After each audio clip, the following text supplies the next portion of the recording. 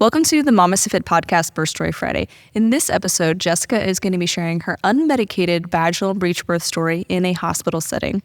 Welcome to the Mama Stay Fit podcast. This is Gina, perinatal fitness trainer and birth doula. And this is Roxanne, labor and delivery nurse and student midwife. And this is the Mama Stay Fit podcast, where we empower you on your prenatal fitness, birth, and postpartum return to fitness journey. Our podcast shares how to move throughout your pregnancy to stay strong and comfortable. Pain is not a requirement of pregnancy. Understand the science of birth and how to approach recovery after birth. We share our personal experiences as mothers navigating the stage of lives, plus our professional expertise as birth workers and fitness professionals. Our goal is to help you feel confident as you navigate the perinatal timeframe for an empowering pregnancy, positive birth, and postpartum journey. We are glad to have you with us on this journey and that you've chosen us to support you.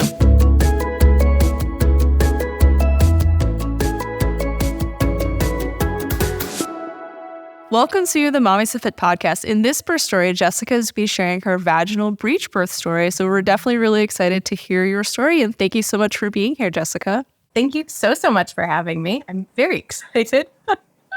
So let's get into how you were preparing for birth. So obviously baby was breech at birth. And so there was probably a lot that you had to go through throughout your pregnancy to find a provider that would even support a vaginal breech birth. So let's just dive into all of that. Yeah. Okay. So I found out she was breech. I think she was breech like every ultrasound that we went to. But the one that like sticks out is the 28-week one where I was like, okay, I know she's breech, but I know I have some time.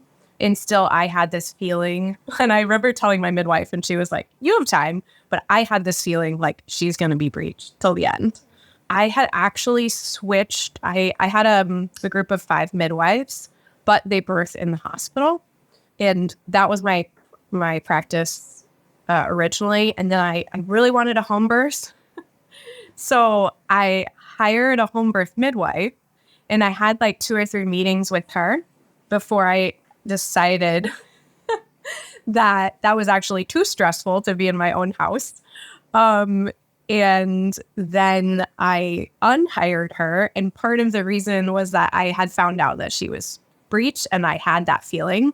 And so I thought, I discussed with her, what would we do if it was a breech home birth? And she basically said she wasn't super comfortable with it and she would have to bring in another midwife that maybe she knew, maybe they were available. It was kind of like this, we'll see when it happens. And I wasn't really comfortable with that either. So I went back to my original providers. Then at the very, very end, I found it was a needle in a haystack. I'm in Connecticut, and it was a hospital in Pennsylvania that trains in breech. The only thing I had ever found that was close to being trained in breech delivery. And I contacted them at 37 and 5, I think. And so I was trying to switch. I was actually like in the process of switching my records to them and trying to get a consult. I'd spoken to them on the phone, but we hadn't had like an official, you're our client now. And then I went into labor. Oh, no. I still had my providers and I was discussing this option with them. Like, we're trying to travel to Pennsylvania. We were trying to get there before she was born. We were just going to go like a week in advance. I had talked to a woman in New York who did that. So I was like, it's totally possible. We could do it. Like, I believe it's going to work. But she came at 39 weeks exactly. So we ended up, I tried to convince my husband to drive to Pennsylvania first. So we did that for 45 minutes. In labor. Yeah, in labor. We did that for 45 minutes. And then he said, this is an awful idea. Like, can we turn around? I said, yes. So we ended up back with my midwife's practice in the hospital, which is, it's Yale in Connecticut. So let's get into your birth story. So at 39 weeks, you did not drive to Pennsylvania. You decided to stay in Connecticut for your birth. So how did your birth go? Yeah, it went amazing.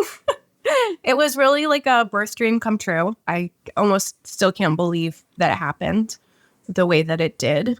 But I woke up with some cramps like in the middle of the night. I teach dance. So I was teaching the night before. I was supposed to stop, teaching at this point. And I kept being like, I feel fine. I still feel fine. We'll keep going. And I taught until like 8:30 the night before I went into labor. Yeah, I was just at home in bed and I felt like some cramping and I remember thinking like, oh, this could be something or not. And I realized that my phone was dead because I went to check the time. And I had enough like wherewithal to be like, I should charge my phone if this really is real labor. And I just like went to bed and I felt maybe one other crampy situation, nothing intense. And then I felt my water break. It was probably 5:30 or 6. I'm not sure what time, but I was like laying in bed. And I knew that was it because I had previously gone to the hospital for what I thought was my water breaking, but was just like really hydrated pee. Oh, the worst. They tested it for amniotic fluid and everything. And they were like, yeah, no. Just pee. Yeah. And that was a day after an ECV that I had. So it could have made sense that, that would happen. But yeah, I didn't. Well, good on you for being so hydrated that you couldn't tell. Yeah, I think so too. Most pregnant women are not hydrated that much. So, oh gosh. Yeah, I remember asking my friends, like, what did it feel like? I asked them so many times beforehand and they just, they said like, I wasn't sure if I peed or not. So I'm thinking, okay, like it was a lot of fluid, maybe. So anyway, the second time I was sure. I remember I got dressed and then I woke my husband up like a little bit later and I just sat on the edge of the bed. Are you ready to drive to Pennsylvania?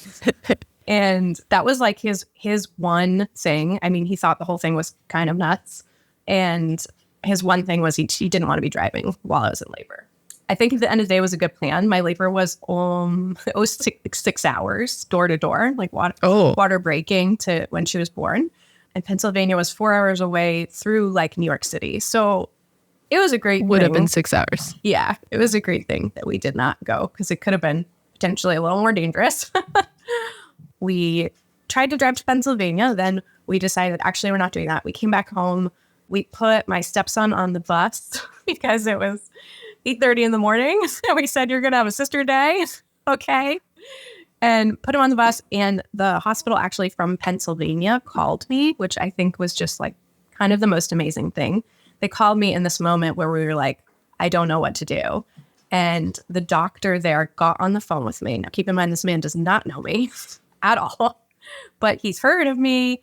And we kind of briefly spoke about it. And he told me if they're not saying no outright, like that's good. That's a good sign. We talked a little bit more and he said, where are you? And I said, it's Yale. And he said, like, basically go for it. It's a great hospital. Go for it. Like, okay. And, he still told me like you have a 60 to 70% chance. I think that you would be able to birth vaginally anyway, like that you wouldn't end up in a C-section. So just keep that in mind. Great. I know it. I knew a lot of facts and like, I'd love to talk a little bit about that if we have time too, just like the facts around breech, because that was a huge part of my pregnancy in the end. We called my midwife and she said, when's the last time you ate or drank? Because of course even though they know I want to give birth vaginally, they're prepping for a C-section. I said, right now I'm eating almonds and I'm drinking water. Like I'm stuffing my face as we speak. Yeah. Because I just like, I knew I'm supposed to eat. Okay. And she said, all right, well, we'll just like chill with that, stop that. We got there and I was 5 centimeters when we got to the triage room. So I was already kind of there. And I remember throwing up like as soon as we got there. And I thought that was a sign of like later time in labor. And I was like, are we already there? And so after that, it was really figuring out, it was really me like having to, I wouldn't say I had to push very hard for the vaginal breech because they knew with like my background and they knew that's what I really wanted.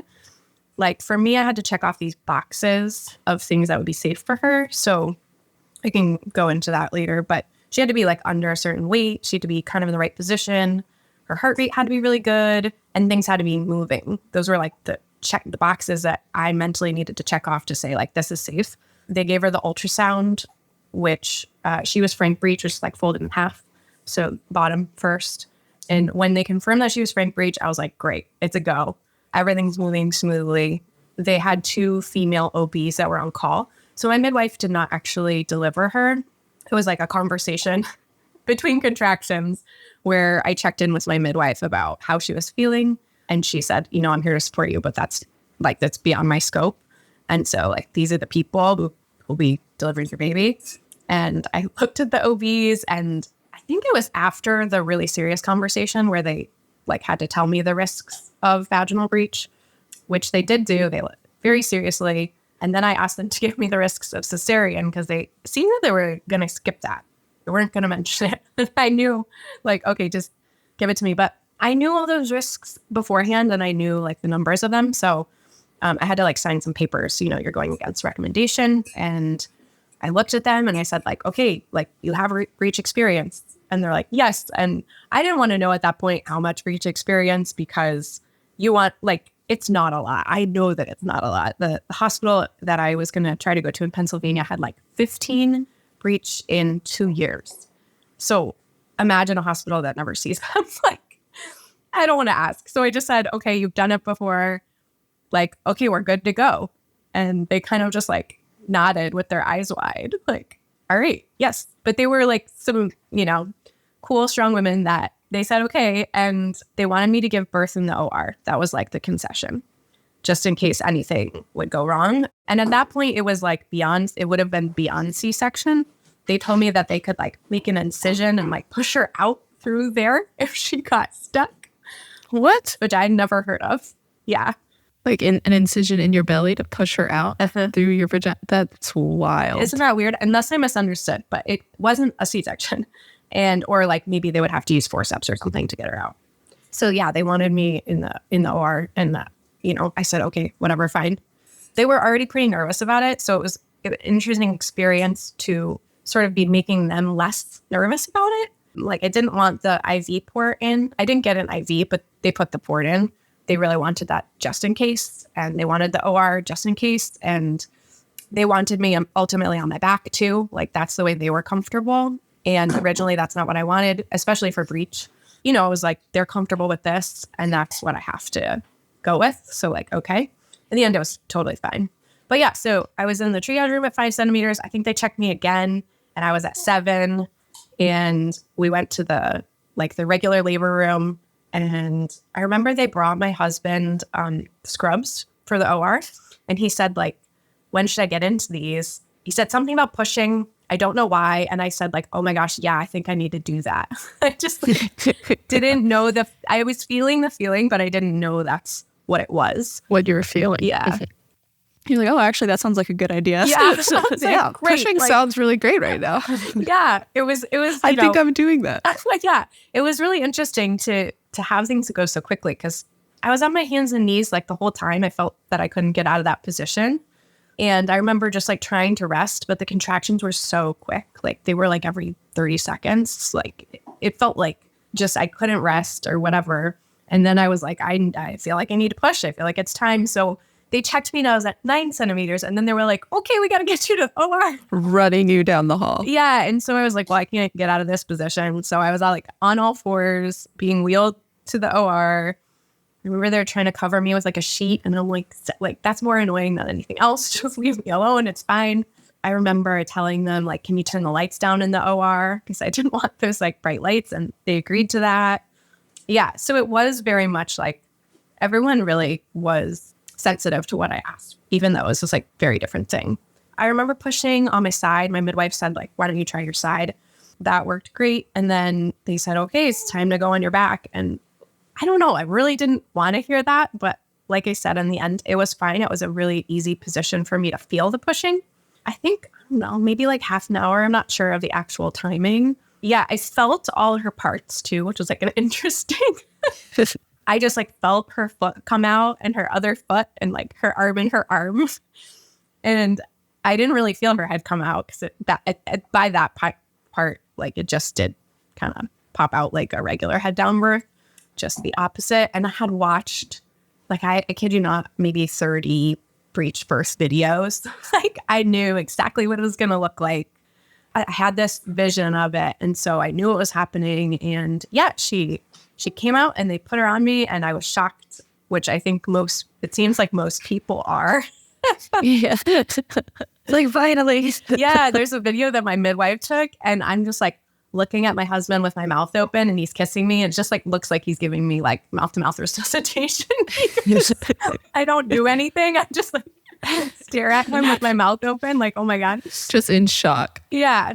And so that's basically it. I mean, she came out great. She was perfect. There was one other thing I was going to say, and I'm forgetting at this moment. But yeah, that's it. She came out, and there was, there were maybe like 15 people in the room. I'm not entirely sure. I really had tunnel vision, but I know that it was an operating room full of people that would be there if I needed an operation. The anesthesiologist was there, and the midwife was there, and there were 2 nurses, there were 2 OBs. There was probably like a prep team. And everyone was like cheering at the end and congratulating me. And it was very cool. And like icing on the cake that other people in the hospital ended up like hearing about it. The nurses would come in and be like, oh my gosh, you're a rock star. Like you had an unmedicated birth and it was breech. Like that's crazy. Everyone heard about it. My nurse friend told me about it. She was in the room. It was icing on the cake because the breech was, the whole prep for breech was really mentally tough. And to have that be the outcome was like incredible. So that's the birth. So what were the things that you were talking about, like different statistics and research that you were doing to help you understand that like a vaginal breech birth was a safe option for you? Like what was some of that research and those numbers that you were looking at to help build your confidence? I think one of the most assuring things for me was when they talk about breech being unsafe, they're really talking about it being more risky than vaginal birth, which it is. But cesarean kind of trumps everything else in being the safest. So you're not really comparing, like it's almost like comparing apples to oranges. Like the C-section is going to be safer than head down birth too. Yes. But we don't C-section everyone, right? Like we allow women to have that head down birth. Yes. And so for me, that was really like what I clung to. And then I was like trying to remind myself of the actual numbers before I got on with you guys. But I want to say that it's like technically twice as risky to be getting the numbers wrong. So I don't really want to go for that. But I know that the numbers are still very small, if that makes sense. Yes. Like when you look at the actual risk, it's like, this is a random number, but like 1 in 100,000. Like it's a small number in the grand scheme of things. And so that also made me feel a lot better. Two of the sites that I really leaned into were, there's a site called Breech Without Borders. Mm-hmm. They had a ton of videos and stuff. And they even have like the breech maneuvers like ready for you. I was ready to print them out and bring them to my midwives. Like, it was awful. I told my husband, like, you need to look at these and watch these videos just in case you have to be the one to do it. But that's a site that I lean into. And then there's this man, Dr. Stuart Fischbein. Yes. Who practices in California. Amazing man. Yeah. Birthing Instincts. And we had him on the podcast. Oh, you do? Yeah. He's amazing. He's amazing. Yeah. I was like very, very close to writing him because I was so distraught. He reads all of his emails. So he would have read it and responded. That's cool. That's cool to know. I'm hoping to write him now and say like, had a successful one. He teaches the Reteach Breech whole class. And I just took it. And you did? Mind blowing. Really? It's so mind blowing. Yeah. Wow. And so when you're talking about like the risks, like 2 times, when someone says like, oh, there's a 2 times risk with breech vaginal delivery, that might be scary for people. They're like, what? Like double the risk. But in actuality, like the numbers it's like 1 in 500 births are versus 1 in 1,000. Yes. So it's like 99.85% of breech vaginal versus 99.9. Yes. Or something. Like these are made up numbers, but like it's very small. Those numbers too are like, when you look on the other side of the coin, you're like, oh, I have a 99% chance of this, 98% chance of this going fine. Like, duh, yeah, I'm going to go for that. That's amazing that you took the Reteach Breech. Yeah. Very cool. Yeah. So I was really relying on his list of criteria, like specifically loved his last one, which was like the right mental stuff. He said, yes, because that trust matters. in your body and all that. And I don't know how to describe that I had, but I did. Like it felt like it was very scary for my family and my husband for me to be like, it's going to be fine. Yeah. Like I know it's going to be okay. And I'm not having a C-section. Because there's so much fear instilled with like breech, like something's wrong, that baby's in this breech position, when it's just a variation of normal. Yeah. And the something's wrong feeling was very strong for me. Like after I did the acupuncture, I did they burn mugwort at your pinky toe. It's ridiculous. Like I spent a lot of money on chiropractic care. I did the ECV. The ECV was painful. She like sprung back like a rubber band. It was like not fun to do or to watch. For sure. And I remember crying after that ECV because I knew that like, okay, the next thing that they're going to say is C-section. And it felt like everyone was treating it like something's wrong with her. And nothing was wrong. Like, she was perfect. Yes. And it made me, at the worst points, it made me like upset at my unborn baby. Like, I'm like, why aren't you turning? I'm flipping upside down. I'm doing spinning babies. I'm frustrated. I'm upset. I'm stressed. And like, I just wish that for no one. No one should have that. Yeah. 37 weeks. Exactly. The stress involved with like finding out your baby is breech and like having no options is the sad part. Yeah. And it was really tricky because, they're saying like, well, you can do it, but there are no providers that are comfortable with it. Yeah. So that was, that was very, very tough mentally. So what else was on your list other than finding the right mental space? Like, obviously I know the list, but you share the list. So the first one was fetal weight. So she just had to be under a certain amount of grams. I think it was 3,800, but I'm not sure. So she was small. But I know that ultrasounds are sort of inaccurate too.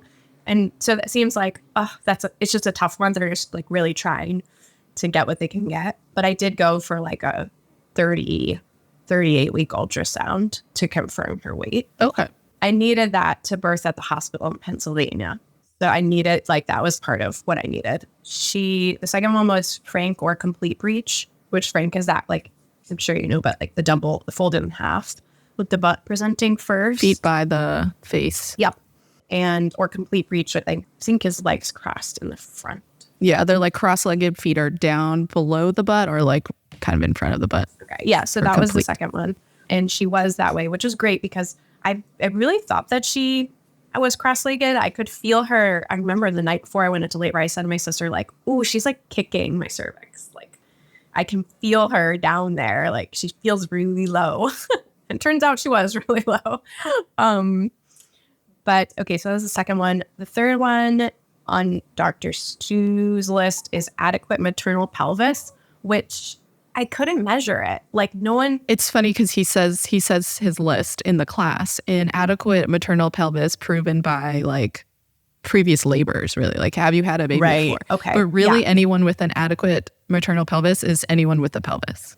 That's his definition. Right. So okay. you have a pelvis? Okay, it's an adequate Okay, great. pelvis. You can do it. Because there's no way to know. Some people can have 11-pound babies through their pelvis. Yes. Some people can't. And that's why we usually are not going to grow a baby too big for our bodies. Right. An adequate maternal pelvis for him is, do you have a pelvis? And that's an adequate maternal pelvis. Unless you have some sort of history of like childhood illness or like pelvic injury where like they have rods and bolts within your pelvis, then that would be like, oh, maybe it won't be able to adjust during labor, but like he would still give you a chance. Yeah. And I mean, it moves, right? It shifts there. Like, everything Exactly. is opening. And I find it hard to believe that, right, our bodies would like grow a baby that we couldn't get out. Like, that doesn't make sense. Yeah. So that the pelvis thing was there. And I was trying to be like, do I need measurements? I know they used to do x-rays, but also they did those on your back, right? Also, there was no way to get that. No one was going to give me a pelvis exam. So I kind of like, okay, that one. Just throw that one out. Yep. The head being flexed kind of also threw that one out because when they did my 38-week ultrasound tech really couldn't see very much and didn't know. Like, I asked what position she was in and, she was like, breech. Like, what type of breech? But she didn't know. So, I mean, baby would have to have something crazy wrong where they're able to like move their head from the extended to the flex position, because that's what they have to do at that end, is they need to be able to flex it to come out. Right. So not everyone probably knows what to even look for, because that's not really a requirement that ultrasound techs need to look for a lot of the time. So they probably wouldn't have even been able to tell you. Yeah, that makes sense. And I also thought that one would happen in labor too. Like, if they gave me an ultrasound during labor, we'll be able to tell. Yeah. And let's see, no fetal abnormalities is the next one, which she was good on. We didn't do any genetic screening or anything, but they also told us like they would let us know if something 37 to 42 weeks. So she was at 39, which is great. Spontaneous labor and reassuring heart rate. those were the things for me that were like, oh yeah, they're going great. Yeah. Like when they checked me, I remember they asked if I wanted to check. And previously I knew that cervical checks could go either way. They could lead to infection. I wouldn't have to do them. But at that moment I was like, yes, I want one. Like, please tell me what's going on. And when I knew that it was going great and her heart rate was great, they said she was tolerating the contractions really well. So I did have continuous fetal monitoring, which again, like things were going so fast. And at the end of the day, those silly belly bands did not bother me. I didn't even know they were there. And then the last one was the right mental stuff, which I really felt like I had, for better or worse. I was really staunchly like, this is happening. We're doing this. And I did want unmedicated as well, but I was like kind of flexible with it. And I remember, it was really, I don't know, it was fine. Yeah, it was intense. And my husband did like those hip squeezes. He had to keep doing them. And that got me through. But I remember also that someone mentioned like an epidural, not to give it to me because I didn't ask for it and they knew. But someone mentioned it and they said, well, you'd have to like sit still for 20 to 30 minutes. And I was at like 7 centimeters. And I was like, how on earth would anyone do that right now? Like, it's not even in the realm of possibility. But I was just, I was like, I really had what I wanted and I knew what I wanted. And I was just able to like powerhouse to get it done. And I felt like I could do that. So the mental stuff for me was like, okay, we can check that off too. So yeah, that's the big list. But for me, I was waiting for the Frank Breech positioning to really know that like, I feel good about this. If she had been like, I don't know, they say footling is not really footling. Yeah, it's not. It's most likely complete. The feet just came out first. Because if you're thinking if they're cross-legged, their feet are like at the bottom, they're going to pop out first. Right. And like there's like, unless you are so preterm that like your uterus has so much room that your baby can be extended, that's the only time it's really footling. But like if you think about a uterus, a baby at 39 weeks, like where are they going to extend their legs? Like that's just impossible. Right. And anatomically impossible that a baby is footling breech at 39 weeks. Okay. I thought that too, because I was like, I was also very small. Like my belly was tiny. And so to imagine that she's standing up is like, no, that's not happening. But when she was Frank, I felt really good because I was a little worried. I mentioned to my midwife that my only concern was that her feet would pop out before my cervix was fully dilated. When she was confirmed bottom down, felt good to go. Yeah. Yeah. So that's that. And I do want to mention that I found the hospital in Pennsylvania on the Breech Without Borders directory. Oh, that's awesome. They do have like really nice directories. Yes. And so that's how I found that. And it's a pretty incredible place. Like I talked to the midwife there to make sure they were real people really doing it. She was amazing. Yeah. Just the fact that they're doing so much breech training there, it was really, really cool and very reassuring. And for me, because I was trying to go against so many things of the system, it was, it was like this like ray of hope. Like, oh my God, I'm not crazy for trying to go to Pennsylvania. Yeah. And so, yeah. Well, thank you so much for sharing your breech vaginal birth story on the podcast. I know other folks that are listening to it whose babies are persistently breech are going to have tons of information now to be able to navigate their own pregnancies and to find a provider that supports them, or just kind of force their provider to support them if they feel safe doing that. So thank you so much for coming on the podcast and sharing your story. This will be so helpful for a lot. Yeah, I hope that other mamas can really just lean into the fact that they can get more options, or they can find those options and feel good about that.